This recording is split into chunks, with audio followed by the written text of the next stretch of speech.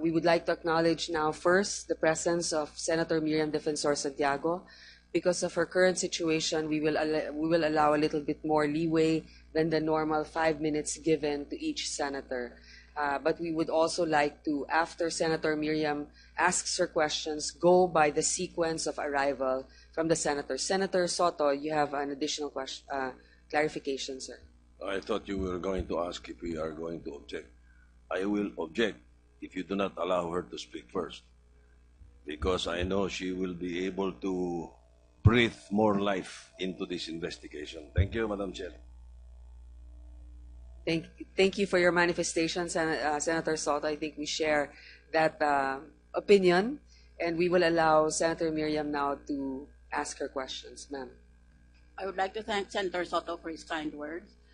Madam Chair, before I arrived, I understand that you said you do not encourage, or in fact, you discourage the showing of the video that has been going viral on YouTube. I have two versions of this video. One is the raw footage, and the other is the edited version. In the edited version, we do not show the face of the victim lying prostrate on the ground, because that, for me, is the height of gruesomeness, and I am also bothered by the fact that the family are entitled to a right of privacy. However, this video, whether edited or not, can be admissible as evidence in court. And sooner or later, it's only a matter of time. Once it is authenticated, it will be shown in court. May I therefore beg the Honorable Chair to reconsider her previous statement, not immediately, but after consultation with all the members of the three committees who are sponsoring this hearing. If I may just answer that, my statement, Senator Miriam, is as members of this panel investigating it in the Senate, we need to be able to watch that video. And the clarification just lies on whether or not during the hearing we will present the video for the media to be able to cover it from the hearing. I would respectfully suggest that perhaps at the time that we present the video, we will ask our resource persons, those who would rather step out of the session hall, to please do so if they don't want to view the video. But for the media, to please point their cameras away while we are viewing it, unless, of course, the body will object to this. But there's certain members also of the resource group that should stay to be able to authenticate this. So if you feel that you cannot take it, you need to be able to raise your objections and reasons behind it. Madam Senator. I hear and obey. I hold these two versions available for whenever it might be needed by the committee. I will now proceed. I have questions for General Napeñas. Could you kindly raise your hand, sir, since I cannot see very well? Thank you very much. Please take your seat. General Napeñas, as SAF, which I will call SAF in this hearing, unfortunately, you assume command responsibility for the fiasco. That is your misfortune. Why did you not coordinate with the military on the ground so that you could have provided support to the SAF policemen when they were beleaguered? The coordination with the military on the ground, ma'am, as planned during the mission planning, is the time on target that the assault force yes, I know are about your already time on target defense. But why did you not earlier coordinate with them so that they could deliver the help when it was needed? As it was, the help arrived too late. Yes, that is the question. Yes, Your Honor. The very reason is to avoid that the operation would be again compromised because of the previous operations, that we did this kind of operations in coordination with the Armed Forces of the Philippines. The operations were aborted or compromised, Your Honor. So the first operations, you cooperated with the AFP and the operations were aborted. So on that reasoning, you said, we will not coordinate with the AFP evermore. Is that correct? Is that going to be the permanent attitude of the PNP? The coordination will be already time on target, Your Honor. Well, you saw already that it failed. According to your logic, in the past, when the two coordinated, there was a failure. Now that you see that there is no coordination, it was a failure, you will still continue, you still intend to say that you will continue on that line of argument? The reason Nag-fail for na nga eh. Nag-fail kayo noon. Sama-sama kayo, nag-fail kayo. O ngayon, kayo lang na pulis, saka ninyo i-time on target ang mga sundalo. Di nag-fail din. O, ano ngayon ang rason mo?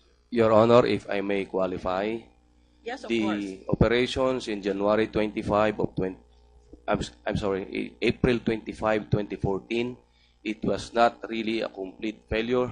It was aborted because of the withdrawal of the mechanized brigade units that are supposed to support us in the operation, Your Honor. Tingnan natin maya-maya.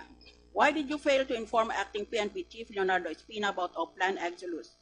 Why did you inform your Director General only by text message sent by you and only after the operation was already underway? Ngayon lang ako nakarinig ng boss ko, hindi ko sasabihan kung anong nangyayari kung hindi sa kalagitnaan na malapit nang matapos. Yan, sagutin mo. Yes, Your Honor. I informed Police Deputy Director General Espina when the troops are already on the ground on the basis that first the mission as early as April, then in November and in December, it's a continuing mission already, and that authority is delegated on me. The second, that the reason why it's because of the advice then of police. That is I'm not sorry. acceptable. That is not acceptable. 4 years nyo hinabol-habol itong si Usman na ito at si Marwan. Kaya, for you to say, hindi na kailangan kausapin ko ang mga tao kasi nag-usap na kami noon pang 4 na taon nang lumipas. Ganon bang ginagawa nyo? It's not That is 4 likely years. to fail. It's not 4 years, Your Honor. Well, The how many years were you planning chasing him around Mindanao? How many years were you doing that? 4 years, Your Honor, but I'm I know. referring to the continuing operations which started in April 25, 2014, then on Alright. November 29, 2014, then on December 12 and 13 of 2014, Your Honor. Why was there a time gap from the time SAF first appealed for help until help arrived at the time when it was already too late? May time gap eh. Hindi dumating kaagad ang army. Your Honor, I'm sorry, I cannot answer the reason why there was a time gap on the help from the Army. Let it remain. Why were the ceasefire mechanisms not applied to this operation? Nag-usap-usap ang maraming tao dito, daming media reports na meron tayong mga mekanismo, meron tayong mga procedures, one of them the ceasefire mechanism, o ngayon na meron na talagang a situation that called for the mechanism to be implemented, hindi na-implement. What is the answer? There is a ceasefire mechanism that as far as high-value targets or high-priority targets, Your Honor, the 24 hours notice is not included in that respect, Your Honor. What do you mean by that?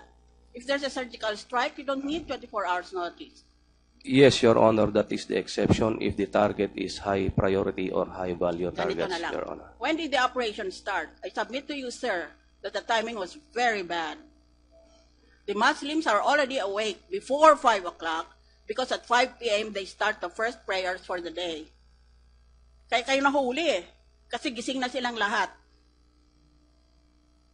Tapos, dahil nagputukan na para makuha na nga yung Marwan, narinig ng ILF base commander at tumakbo na din sila doon. Kaya ang nangyari, as shown in the video that we shall soon be seeing, na-trap sila and right in a cornfield.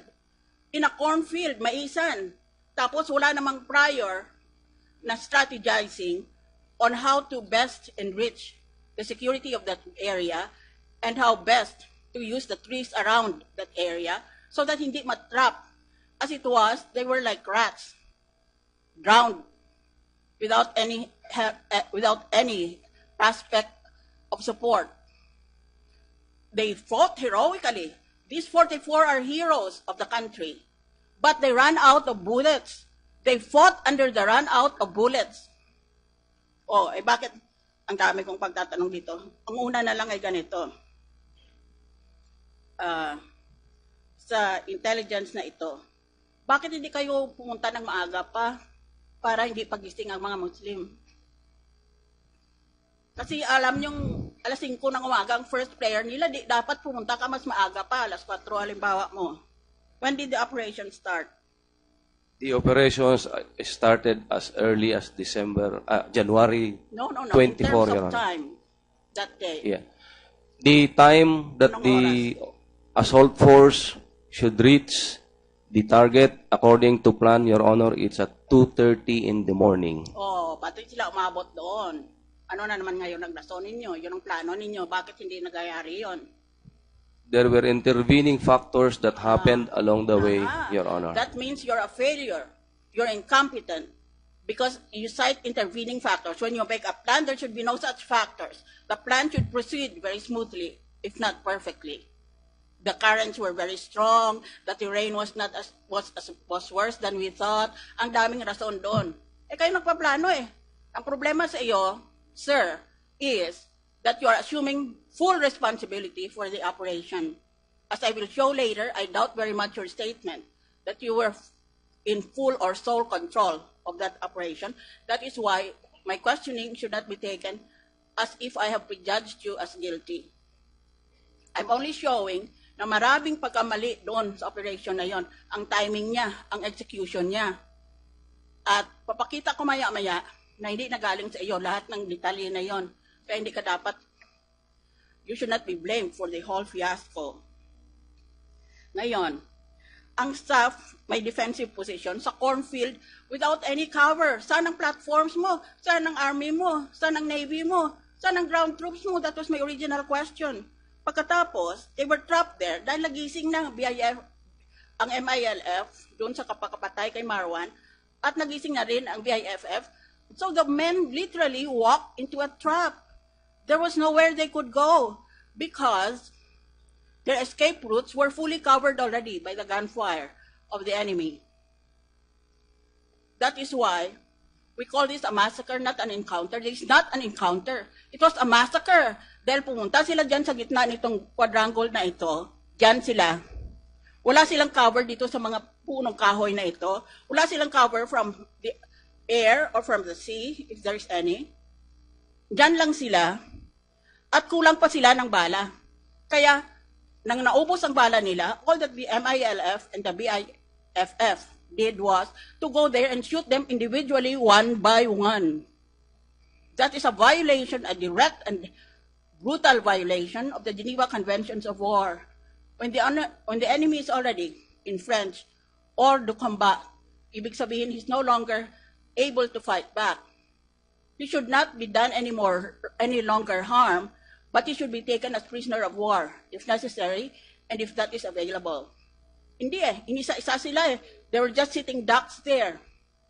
Kaya sa video makikita natin, ipapakita natin, maski yung edited version, hindi pinapakita ang mukha ng tao dahil it's so gruesome. It will infest your nightmares. Na tamaan lang sa paa, pinuntahan niya, tapos binaril niya sa ulo twice. Wala siyang pakundangan. That's the people who are going to sign an agreement with the Mamasapano Basic Law. Pagkatapos, maliban dyan, may dala pa siyang camera, may baril siya, may camera siya. Kayabang-yabang na tao kasi upload niya sa video sa YouTube. Dahil parang trophy niya yan, trophy of war niya yan. Ganon ang klaseng kalaban meron tayo. Alright, now, I will go directly to the next question. Reportedly, he went to the headquarters of the 6th Infantry Division and asked for help. But the people were caught by surprise. Nagulat sila. Ang klaseng operation itong may gulatan. Apparently, there were no quick reaction forces. Where were your quick reaction forces? There were no target reference points for delivery of indirect fire. No Air Force strike assets to take off and deliver supporting fires. No armored assets ready to move on pre-planned lanes to support the troops. No forward observers who could have advised the Fire Direction Center to adjust the fires. I understand that the quick reaction forces like Scout Ranger battalions are deployed out of Central Mindanao, which covers Surigao del Sur, Sulu, Basilan, and Bukidnon. O bakit walang itong mga ito? Commander, answer me. Why did your troops not avail of this help? Because it was not there on the spot. The forces committed to support the operations have occupied their respective positions, Your Honor. We have a reaction force along the Maharlika Highway that provided support to the company that was pinned down inside. As to the target reference for artillery support, Your Honor, I'd like to inform you, Your Honor, that as early as 7:30 in the morning, Police Chief Superintendent Talino went himself together with our operations officer to the headquarters of the Mechanized Brigade. Then I forward him a text message indicating the grid coordinates where our SAF troops were engaged. If I may read, ma'am, the text message that I texted to Police Chief Superintendent Talino. That is about 6:52 in the morning. Na-engage SAF troops doon sa malapit ilog, 2 kilometers east of Barangay Tukalanipaw. Grid coordinate 67983-65714. Bandang gitna going to target. Again, at 7:53 in the morning, I texted again Police Chief Superintendent Talino, Noli, location of SAF troops, GC, grid coordinates 68006, 65717, and 68234, 65056. Nasa paligid ng first grid coordinate, mga kalaban, at tuloy pa rin heavy firefight. Baka pwede hingi artillery support. O, nag-ingi na pala ng artillery eh. Yes, Your Honor. The response of Police Chief Superintendent Talino with respect to my text message is this, Your Honor. At 7:58 in the morning. Excuse me, please forgive me. I don't need those facts and figures. The fact is this was a failure. Nothing succeeds like success. Nothing fails like a failure. No matter what you tell me about who sent what messages, the thing is 44 Filipinos are dead. They will never live again. We'll never see them again. Who are the people who are responsible? Who are the people behind your back? You have assumed full command responsibility. You have acted as a gentleman. But I want to know who were the people pulling the strings behind you, since you are not the commander-in-chief of the PNP. Let that be a rhetorical question. Next question. What was the role of the U.S. government in this operation? At the very least, it was the government which announced financial rewards for the capture and death of the terrorists. How you respond to the rumors there was lack of coordination between the DND's operatives and the SAF because each group wanted the reward money for itself at the exclusion of other groups. Yan. 5 million pinag-awayan ng mga matay.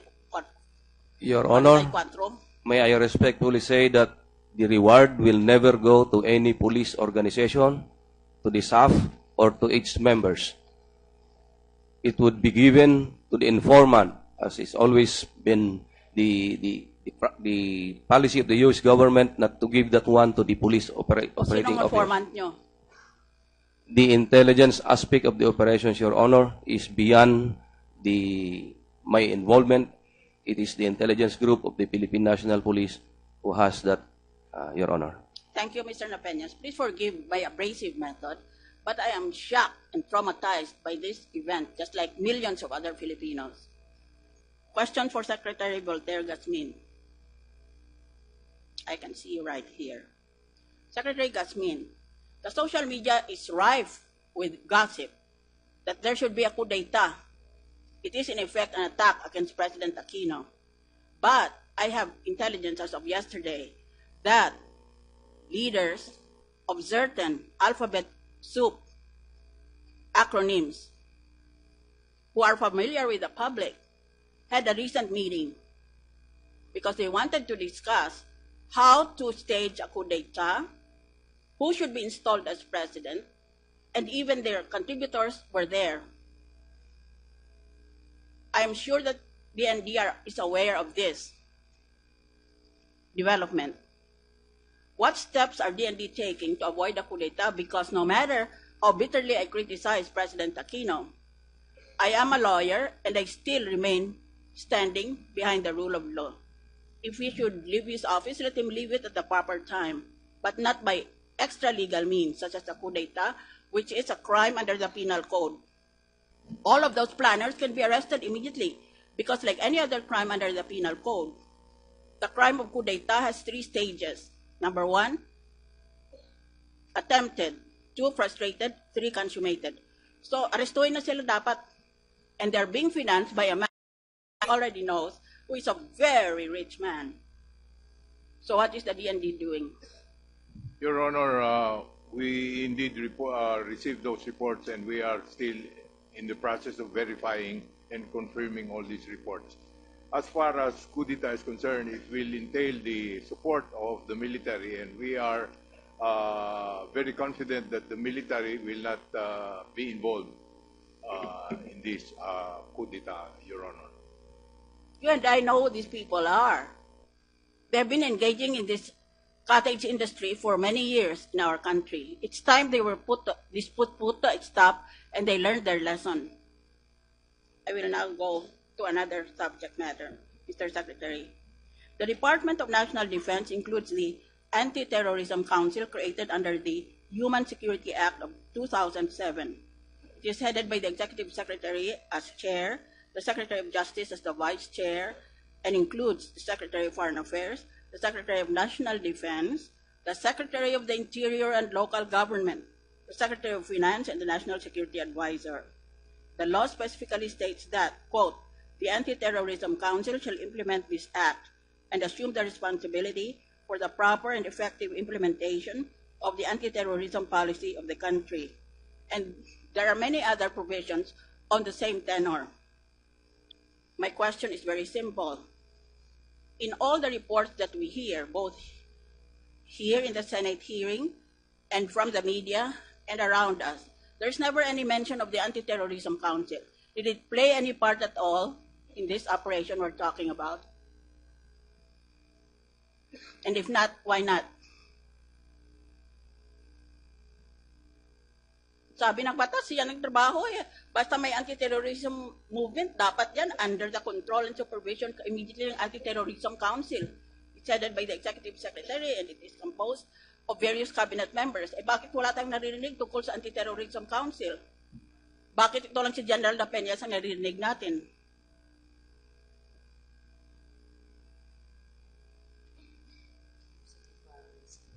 Your Honor, can I refer the question to Undersecretary Karma? O Undersecretary Karma nung sagot mo. We Although don't- I know that Anti-Terrorism Council is under the Department of National Defense.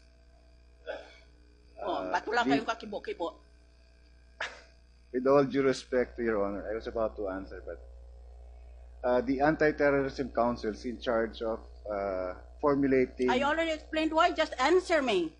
Ma'am, we Answer do the not- question because I only have 5 minutes. I'm already gasping for breath. If you will allow me, ma'am. Oh, The Anti-Terrorism Council does not involve itself in the operational aspect of anti-terrorism. ganon. Di po lang kayo No, ma'am. salita lang kayo, di papel-papel lang kayo. No, ma'am. We give the guidelines on how our forces will counter terror, ma'am. But we do not involve ourselves in the day-to-day tactical or operational details. Well, not day to day, but still you must have had some participation because the law, for your information, says that the functions of the council are, and I selectively enumerate, formulate and adapt ma'am. plans, programs, and countermeasures, etc. Coordinate all national efforts. Number 4, establish and maintain comprehensive database information. Bakit walang kasupport-support sila General Napeñas? Number 6, even grant monetary rewards. So we can fiddle about what these words mean, but the thing is that the Anti-Terrorism Council participation is nil, N-O-0, zip, I in do our not believe so, investigation. ma'am. I'm done with you. General Allan Purisima, Yes, Your Honor. you're placed on preventive suspension on December 19, 2014. Suspension is defined by the Law Dictionary as, quote, the temporary deprivation of a person's powers or privileges, especially public officers. Hindi lang powers ang nakat off or ang functions, pati pang privileges. Kaya kung tuusin, nung period of preventive suspension, you should not even have been allowed to live in the White House. And yet you continued to participate in preparation for a law enforcement activity. Therefore, sir, I humbly call to your attention. In jurisprudence, you overstepped your limits. You're on preventive suspension. For example, in the 2009 case of Aldovino versus Comelec, the Supreme Court held, and I quote, "In all cases of preventive suspension, the suspended official is barred from performing the functions of his office." You perform the functions of your office, albeit in a surreptitious manner, and then you say that you were not violating your period, the terms of your preventive suspension. That is amphiboling. You're using words to confuse the person listening to you. Nakialam ka eh. I also add that you were placed in preventive suspension by the Ombudsman under the Ombudsman Act, which provides that the Ombudsman may preventively suspend any officer if in the Ombudsman's judgment the evidence of guilt is strong. In sum, it appears that you have gone against the ruling of the Supreme Court and that the Ombudsman considers the evidence of guilt is strong in the plunder case filed against you. But I insist on the more important question: what made you violate the terms of your preventive suspension? Normally, kung preventive suspension ka, hindi ka pupunta sa office mo. You don't even call your colleagues. You just sit there quietly. And then when it's time for you to report back to office, then you go as commanded. Pero ikaw, masyado kang busy eh. Preventively suspended ka, masyado kang maraming kinakausap. At tungkol pa naman sa official and military operation. So what made you do that when you were under preventive suspension? And don't play words with me. Words are my livelihood. Your Honor, when the law enforcement operation of PSAP was approved by me prior to my suspension, I have already delegated the command and control We and know supervision. that. Answer the question. You're under preventive suspension and yet you were still dipping your finger in the pie. You were participating in none of your business at that time. You were preventively suspended, remember? Your Honor, when I made remarks regarding what was it been taken by Police Director Napeñas, it was mere an advice, Your Honor. So don't quibble with me. I told you I've memorized Black's Law Dictionary. I only advised. I did not order. Really? Buti sana kung wala akong doctorate o hindi ako nag-graduate sa UP. Mas malas natin, I did both. Your Honor, my intention was Bakit advice. ka salita ng salita? Ba't hindi ka na nahimik sa estate mo sa Nueva Ecija? Under preventive suspension kayo, nakikialam ka sa biro mo. 40 tao ang namatay. At kasali ka doon. Kung hindi ka siguro nakisali doon, baka buhay pa sila. Your Honor, when I delegated the responsibility, I did not delegate the accountability. So aren't you ashamed of yourself? Saying I delegated the responsibility but did not delegate. I delegated the authority but did not delegate the responsibility or some such words. You should hear yourself talk. The Hindi accountability. pwede sa akin yan. I was an RTC judge, just to remind you. Yes. And I received several awards for my performance in the judiciary. So that does not play with me. It's not going to play in Peoria or in the Philippines. Ito ang tagutin mo. During the period you have been serving out your preventive suspension, how many times did you talk with President Aquino about our planned exodus?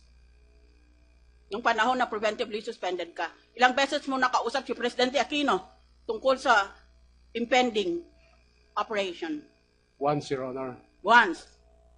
Tama na yun sa iyo. Minsan lang, alam mo na lahat. Next question. You are privy to the preparation for a planned exodus. Therefore, you would necessarily know who was the person in charge of the operation above the level of the staff commander. Hindi man pwedeng staff commander lang ang in charge. Meron person on top of him. He is not the commander-in-chief of the Philippines under the Constitution. Merong tao siya. Meron tayong staff commander dito. Meron siyang dapat the chief of the PNP. But you were preventively suspended.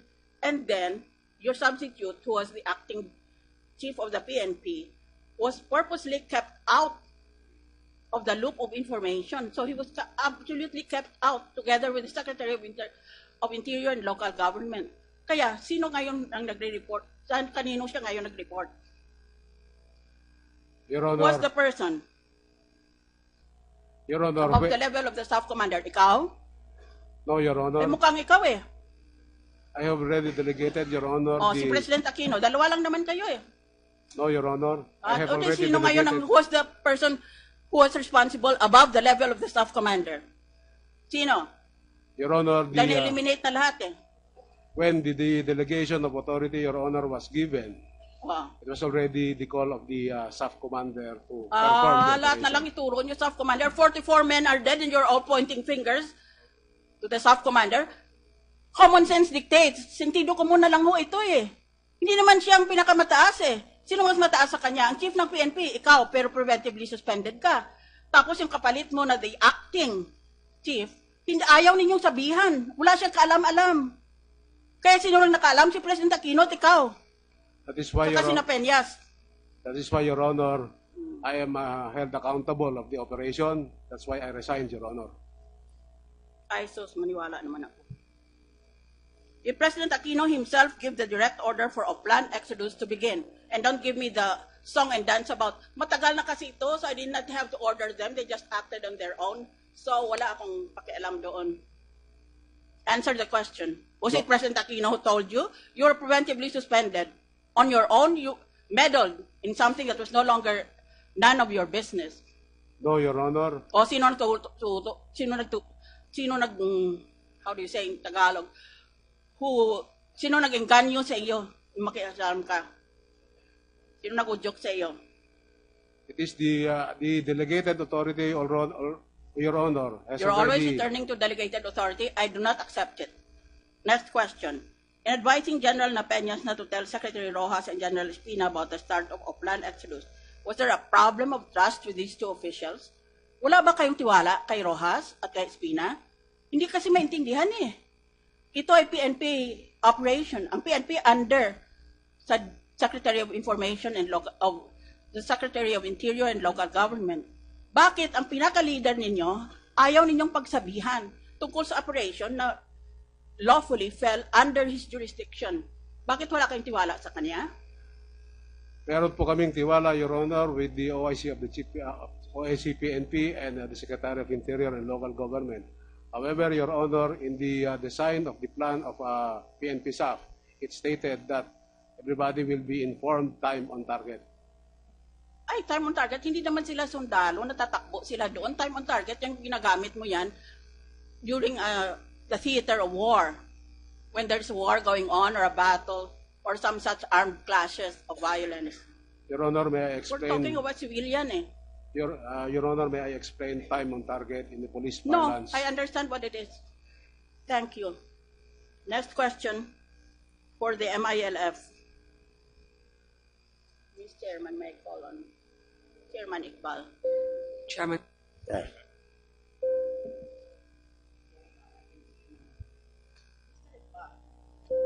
That's right.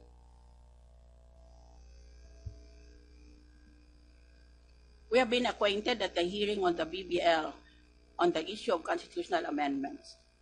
Now, here in this hearing, let me ask you, where my demeanor will be completely changed, because even as a former RTC judge, I get upset and outraged when the occasion calls for it. Number one, can the MILF claim with a straight face that you in the MILF did not know that international terrorist Marwan and his local counterpart Usman were hiding and possibly operating within the MILF sphere of control? Ganon bang sinasabi ninyo? Hindi ninyo alam na doon pala si Marwan at si Usman? Hindi ho namin alam na nandun si Basit Alright. Usman at saka nandun si Marwan. I have my answer. Your answer, of course, does not bind me or anybody else. It will have to stand against the evidence. Number two, apparently, however, despite your disclaimer, these terrorists felt safe in MILF territory. Why? Even assuming for the sake of argument that the terrorists were in BIFF territory, why did the BIFF consent? Eh bakit doon sila? Kung hindi nakikialam ng MILF, bakit doon sila sa teritoryo ng MILF? Or if not the territory, at least adjacent territory that the MILF could easily control? Actually, hindi ho yung community, it's a community. Karamihan doon po ay civilian ang nakatira doon. So, in a civilian community, you cannot compartmentalize movement of people. And then, granting na nandun si Basit Usman, pero nagtatago. Why did MILF and BIFF not coordinate with the government by sharing intelligence operation? Ba't hindi nyo binulong man lang doon sa mga peace panel advisors and operators? Well, Nandyan si Usman at si Marwan sa amin. Kung talagang in good faith kayo na tayo gumawa ng Bangsamoro Basic Law. Well, we have mechanism to do that. We have the Ad Hoc Joint Action Group. Ang mandate po ng Ad Hoc Joint Action Group po ay to interdict and isolate kidnap for ransom groups and other criminal gangs, including Lost Command operating in Mindanao. So yun po ang mekanismo at malalim po ang ugnayan namin, yung adjag ng MILF, adjag ng gobyerno ng Pilipinas, but I cannot disclose the details in this forum. Maybe in an executive session I can do that. I submit to you, sir, that this failure to convey vital information to your negotiation partners is an abject sign of bad faith. No wonder there are now doubts in social media, widespread in scope, about the sincerity of the MILF. Next question. Why did the MILF join the firefight and attack the SAF men? Well, it was to the side of the MILF. It was really, I use the term missing counter because there was no intention on the part of the MILF really to fight the SAF. And in fairness to the SAF, I don't think they have that intention to fight the MILF. It was a missing counter. It was done. Is there such a word in the dictionary, missing counter? That was the word used by many people, including... No such word.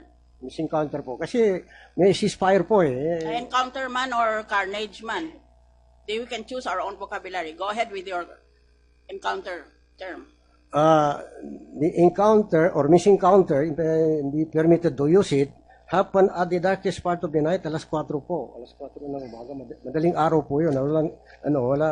Madilim po, kaya hindi nagkakilala. Doon sa cornfield, nagkabanghan. According to the initial report received by us, that the distance between the sub-commandos and the MILF forces was about 5 or 6 meters apart. Next question. How come the shooting lasted almost half a day, kalahating araw, until all but one of the trapped SAF men was killed? Bakit ganun katagal yun? Alam po niyo, both sides, yung MILF at saka yung SAF, yung armas po nila malalakas eh. Kahit na po yung halimbawa yung boksingero po, mahirap din paghiwalayin yun. At saka yung sabihin mo ninyo yan sa pamilya ng 44 Pilipinong namatay. Yun na nga ho, mahirap po. Sinasabi ko lang po ang katotohanan. Next na question. Talaga mahirap paghiwalayin pag nandoon na in fairness to the If I CCS. want your opinion, I'll ask for it or I'll give it to you. Next. There were rumors that the dead were robbed of all their possessions. If so, who committed the robbery? Well, I have a video. we are conducting official investigation on the part of the MILF, and then I cannot All disclose right. any. If you're in good faith. Next question. Is MILF willing to surrender the rogue leaders who led what appeared to be a carnage and join the government in chasing down Usman and other terrorist suspects? Tutulong ho ba kayo sa gobyerno? Well, from the beginning in 1997 up to today, we are bound by mechanisms. We have the ceasefire agreement, Alright. we have the ADIAG, and we are bound by that mechanisms. But this is answerable by yes or no. Are you willing to help our national government to chase after Usman and other terrorists? Yes, we will help. Now, finally, how do you expect the Bangsamoro Basic Law to pass the Senate with this perfidious tragedy? How do you think I feel as chair of the Committee on Constitutional Amendments, trying very hard to fit constitutional principles into the mold of the draft law when I see 44 Filipinos died in their boots? Kaya nga po, hanapin po natin ang katotohanan. Gaya rin ang sinasabi sa Biblia po. Katotohanan. Truth hurts, but truth sets you free. Hanapin po natin ang katotohanan There are at ako many, po ay many naniniwala. truths, Mr. Iqbal. With due respect to your honor, Question there from is only Secretary one. Laila de Lima. Morning, Madam. Your Honor. In international law, is there a distinction between international armed conflict on the one hand and non-international armed conflict on the other hand? Since you mentioned this in your statement. Oh, yes, Your Honor. I ask this question basically for the education of the public. The difference between international armed conflict and non-international armed conflict. Well, under the Geneva Convention, under the Rome Statute, it really contemplates international conflict and also non-international Ganito conflict. kasi iyon. Meron tayong law of armed conflict pag naggera ang dalawang estado o dalawang states. Meron tayo law of non-international armed conflict pag naggera ang estado or ang state with a rebel group within its midst. At saka, gumawa tayo ng ganitong distinction para hindi mabigyan ng legality, hindi ma-legitimize ang mga terorista at ang mga rebelde. That is the answer. Yes. There is non-international armed conflict in this situation, and we must therefore remember that the terrorists are not entitled, in most cases, to the protections of the international instruments on the conduct of warfare, such as the Geneva Conventions and the Rome Statute of the International Criminal Court. Second question, what challenge is posed by the development and application of humanitarian law to this non-international armed conflict? Bakit napakahirap i-apply ang ating international humanitarian law sa ating sariling bansa dito sa nangyari sa Mamasapano? Ang nakikita ko po dyan is that marami ho kasing nuances yung tungkol sa pag-apply The ng answer to that- international humanitarian Yes. law, because first we have to determine what exactly is the status, Your Honor, of MILF. And Yes. I think there's divergence of opinion there. But the MILF has already stated that they remain to be a revolutionary organization. And therefore, as a revolutionary organization, what do we call them? How do we consider them? Is it an insurgent force? Is it belligerent? Although I'm not prepared to concede to that there is a status of belligerency. There was a distinction between an insurgent and a belligerent. A belligerent had more rights under international law than an insurgent, but wala na ngayon ang belligerent Yes, in yes, Your international Honor. law vocabulary. Under that traditional international law, there used to be a difference, but it has evolved into something else, into something that you don't make any distinction because of the human rights perspectives of all of this. The challenge in this situation by humanitarian law is the following. The battle or the fight is asymmetrical. Hindi sila magkapantay. Kasi itong isa is a full state with all the requisites of a state. A population, a territory, and the capacity to deal with other nations on an equality basis. Whereas itong isa, pasundot-sundot lang siya para siyang guerrilla force. Kaya hindi mo naman pwede na ipantay ang pagtarato sa kanila dalawa. Otherwise, we will be giving a premium to terrorists, rebels, and other disgruntled members of any civil society. Finally, what is the distinction between a situation of armed conflict and a situation of law enforcement? With respect to the situation of law enforcement, definitely all the laws, all our penal laws and other laws would apply. In situation of armed conflict, then that is the time that we can consider principles under a humanitarian law. And it so happened that those principles have in fact been indicated in our domestic law because of our version of the IHL, and I'm referring to RA 9851. And RA 9851 definitely delves on situations of non-international armed conflict and involving certain groups. And if I may add, Your Honor, as I reviewed Republic Act 9851, it seems to apply to particular situations where there is a protracted armed struggle, armed conflict between the state authorities and particular groups. And the application, in fact, is broader in the sense that it refers to non-state actors in general. And when we define non-state actors under international law and even domestic law, this cover a wide range of groups and characters. So not just terrorist organizations, not just insurgent groups, belligerent groups, or even criminal organizations. So the applicability of the 9851 really is something that needs to be scrutinized further. Because as I said, there are nuances. We have to settle first the issue, what exactly is the status of MILF? And therefore, can we apply categorically the provisions of 9851? Let us recall that the Philippine Constitution provides that international law is part of the law of the land. It is as if it were the principles of international law operate in our country. It is as if the Congress passed that principle because it becomes, in effect, similar to the standing of a law within our country.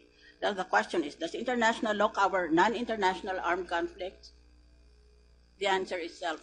Yes. So The it answer is. yes. Yes, because of our the constitutional international humanitarian law statute and human rights law.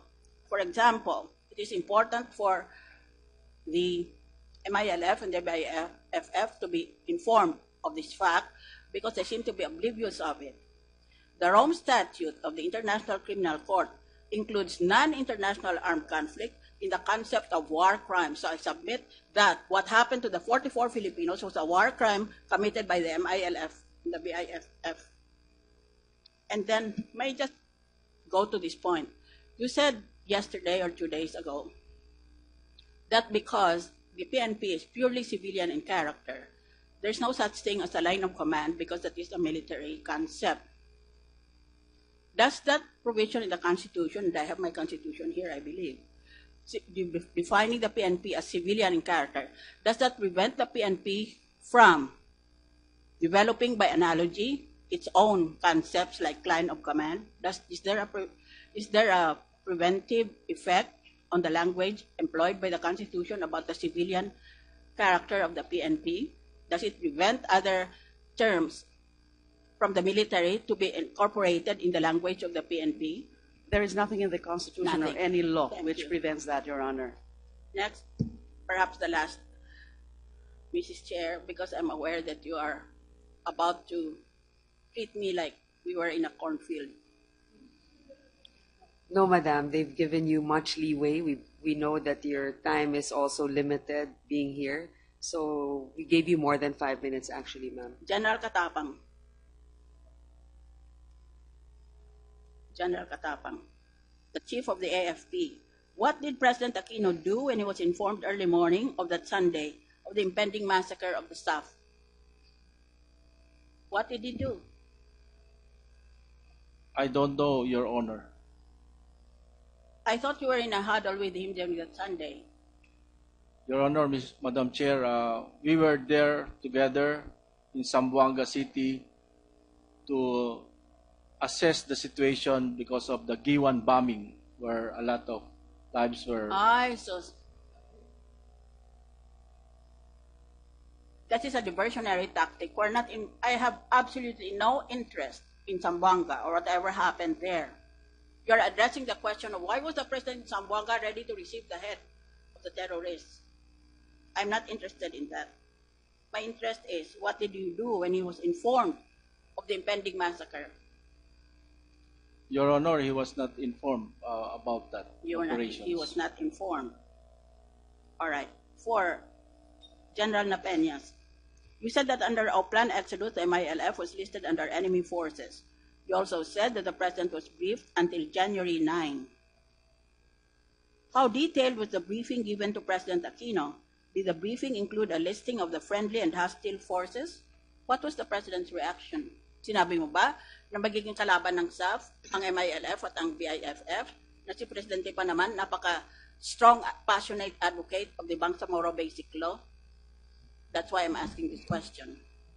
The very briefing that we provided to the President indicates did not indicate anymore on the enemy forces, but in the details of the concept of operations, Your Honor. However, we put the MILF under the enemy forces, knowing the actual and the realities in the ground, wherein when they see forces or our friendly forces, they go there, the reaction is more of the situation that tactical, the MILF would really react, and that's what we prepared for, Your Honor. All right. Let me just go to the climax of this interpellation. General Purisima, did you tell the President, sir, to keep the operation a secret from Secretary Rojas, General Espina, and from the AFP? Were you the one who told him to do that? I did not tell the President. Was he the one who told you to do that? No, Your Honor. So nobody told you? Nobody, Your Honor. You just excluded nothing less than a cabinet member under whom the police operates. Because it was stated in the design of the plan, Your Honor. The plan of the PNP SAF that everybody will be informed time on target, Your Honor. Hindi mo inform ang Secretary of Interior and Local Government mo na the police which is under him is about to conduct a vital and possibly extremely risky operation. Ganon yon. Gusto mong maniwala kaming lahat dito? Nag-Amerikana pa man din lahat kami? Your Gusto mong Honor, maniwala kami ng ganyan? Your Honor, that is the truth, Your Honor. There are many truths. Count how many people there are around this table. That's how many truths there are. Of course, if you're a religious fanatic, you will emphasize that the truth is found only in your own sacred book. But that is not so. It is now the age of religious pluralism. Marami ng truths ngayon. Alright, ayaw mong sagutin. Tatatlo lang kayo eh. Sino nagsabi na huwag sabihan ang sekretary ng kabinete tungkol sa gagawin ng pulis na under sa kanya? Ano klase yon? Kaya nagbulilyaso siguro yon. We can never forgo the ifs and buts of this situation. If we were notified, maybe it would not have happened. That is my point. Finally, who else were present during the briefing in Malacanang aside from you, Na Peñas, and the President? Police Senior Superintendent Mendez, Your Honor. Mendez. As mentioned by Police Director Na Peñas in his previous statements. Thank you, Madam Chair, and I thank my colleagues for accommodating me. As you know, I'm suffering from cancer brains, and I will now have to leave. Thank you very much for your compassion. Thank you for your questions and your input, Senator Miriam, and we wish you always the best and for your quick recovery so that we can have you here regularly. We would like to acknowledge now first the presence of Senator Miriam Defensor Santiago. Because of her current situation, we will allow a little bit more leeway than the normal 5 minutes given to each senator. But we would also like to, after Senator Miriam asks her questions, go by the sequence of arrival from the senator. Senator Soto, you have an additional question, clarification, sir. I thought you were going to ask if we are going to object. I will object if you do not allow her to speak first, because I know she will be able to breathe more life into this investigation. Thank you, Madam Chair. Thank you for your manifestation, Senator Soto. I think we share that opinion, and we will allow Senator Miriam now to ask her questions. Ma'am. I would like to thank Senator Soto for his kind words. Madam Chair, before I arrived, I understand that you said you do not encourage, or in fact, you discourage the showing of the video that has been going viral on YouTube. I have two versions of this video. One is the raw footage, and the other is the edited version. In the edited version, we do not show the face of the victim lying prostrate on the ground, because that, for me, is the height of gruesomeness, and I am also bothered by the fact that the family are entitled to a right of privacy. However, this video, whether edited or not, you still intend to say that you will continue on that line of argument? The reason Nag-fail for... na nga eh. Nag-fail kayo noon. Sama-sama kayo, nag-fail kayo. O ngayon, kayo lang na pulis, saka ninyo i-time on target ang mga sundalo. Di nag-fail din. O, ano ngayon ang rason mo? Your Honor, if I may qualify, Yes, of the course. operations in January 25 of 20, I'm sorry, April 25, 2014, it was not really a complete failure. It was aborted because of the withdrawal of the mechanized brigade units that are supposed to support us in the operation, Your Honor. Tingnan natin maya-maya. Why did you fail to inform Acting PNP Chief Leonardo Espina about our planned exodus? Why did you inform your Director General only by a text message sent by you and only after the operation was already underway? Ngayon lang ako nakarinig ng boss ko, hindi ko sasabihan kung anong nangyayari kung hindi sa kalagitnaan na malapit nang matapos. Yan, sagutin mo. Yes, Your Honor. I informed Police Deputy Director General Espina when the troops are already on the ground on the basis that first the mission as early as April, then in November, and in December, it's a continuing mission already, and that authority is delegated on me. The second, that the reason why it's because of the advice then of police. That is I'm not sorry. acceptable. That is not acceptable. 4 years nyo hinabol-habol itong si... Please take your seat. General Napeñas as SAF, which I will call SAF in this hearing. Unfortunately, you assume command responsibility for the fiasco. That is your misfortune. Why did you not coordinate with the military on the ground so that you could have provided support to the SAF policemen when they were beleaguered? The coordination with the military on the ground, ma'am, as planned during the mission planning, is the time on target that the assault force Yes, I know are about your already time on illegal. target defense. But why did you not earlier coordinate with them so that they could deliver the help when it was needed? As it was, the help arrived too late. Yes, That is the question. Yes, Your Honor. The very reason is to avoid that the operation would be again compromised because of the previous operations, that we did this kind of operations in coordination with the Armed Forces of the Philippines. The operations were aborted or compromised, Your Honor. So the first operations, you cooperated with the AFP and the operations were aborted. So on that reasoning, you said, we will not coordinate with the AFP evermore. Is that correct? Is that going to be the permanent attitude of the PNP? The coordination will be already time on target, Your Honor. Well, you saw already that it failed. According to your logic, in the past, when the two coordinated, there was a failure. Now that you see that there is no coordination, it was a failure, you will still continue, can be admissible as evidence in court. And sooner or later, it's only a matter of time. Once it is authenticated, it will be shown in court. May I therefore beg the Honorable Chair to reconsider her previous statement, not immediately, but after consultation with all the members of the three committees who are sponsoring this hearing. If I may just answer that, my statement, Senator Miriam, is as members of this panel investigating it in the Senate, we need to be able to watch that video. And the clarification just lies on whether or not during the hearing we will present the video for the media to be able to cover it from the hearing. I would respectfully suggest that perhaps at the time that we present the video, we will ask our resource persons, those who would rather step out of the session hall, to please do so if they don't want to view the video. But for the media, to please point their cameras away while we are viewing it, unless, of course, the body will object to this. But there's certain members also of the resource group that should stay to be able to authenticate this. So if you feel that you cannot take it, you need to be able to raise your objections and reasons behind it. Madam Senator. I hear and obey. I hold these two versions available for whenever it might be needed by the committee. I will now proceed. I have questions for General Napeñas.